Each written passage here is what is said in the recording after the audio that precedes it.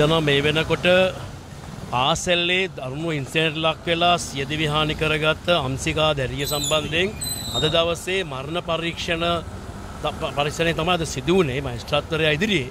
ඒතකොට මේකෙදී අද දවසේ මේ අම්මගෙන් සහ නිවාස සංකීර්ණ හිමිකරුවගෙන් අවශ්‍ය සාක්ෂි සටහන් කරගෙන ළඟ දිනයක් ලබා දුන්නා. මේකේ තියෙන අත්‍යවශ්‍යතාවය සලකලා පස්වෙනි මාසේ 22 වෙනිදාට.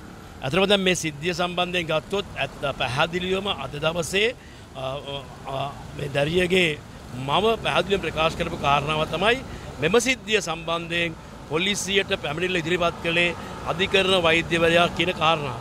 මොකද දැන් අපි දන්නවා සමහර අය දැන් විවිධාකාර විවිධ ප්‍රකාශ ප්‍රචාරය කරමින් යනවා මේ සිද්ධි සම්බන්ධයෙන්. පැහැදිලිවම අද දවසේ ප්‍රකාශ වුණ කාරණාව තමයි මේ සිද්ධිය සම්බන්ධයෙන් පොලිසියට පැමිණිලි කරේ අධිකරණ වෛද්‍යවරයා විසින් බව. මොකද අධිකරණ විශේෂයෙන්ම අධිකරණ වෛද්‍යවරයාත් වෛද්‍යවරු ගණනාවක් විසින් මේක තාවුරු කරපු සිදුවීමක් යට තමයි අද දවසේ ප්‍රකාශ වුණේ. වහාම මේක නතර කරන්න පියවර ගන්න ඕනේ. අපේ එක ඉල්ලීමයි බලාපොරොත්තු වෙනවා මේ අධිකරණ ක්‍රියාමාර්ග කරා යම්කිසි විදියක යුක්තියක් වගේම මෙවැනි සිද්ධි අපි දන්නවා මේක නතර වෙන්න ඕනේ. අපි දන්නවා මේ සිද්ධිය එළියට ආපු නිසා දන්නේ මෙවැනි එළියට නොයන සිද්ධි ඕනතරම් තියෙනවා. ඒක නිසා අපි දරුවන්ට යම් කිසි දෙයක මෙවැනි අඩත්‍යයටමක් වුණත් ඔවුන්ට එළියට ඇවිල්ලා ප්‍රකාශ කරන්න පුළුවන් පසුබිමක් නිර්මාණය විය යුතුයි කියන කාරණාව අපි පැහැදිලිවම කියනවා. මොකද එළියට ඇවිල්ලා කතා කරාට පස්සේ වෙන්නේ මොකද්ද? ඔවුන් අංගවඩු ගෑනවා. ඒක නිසා ඔවුන් ආරක්ෂිතව මේ තත්ත්වයන් පැහැදිලි කළම නතර වෙන ක්‍රියාමාර්ගයක් අවශ්‍යයි කියන කාරණාව පැහැදිලිවම කියනවා.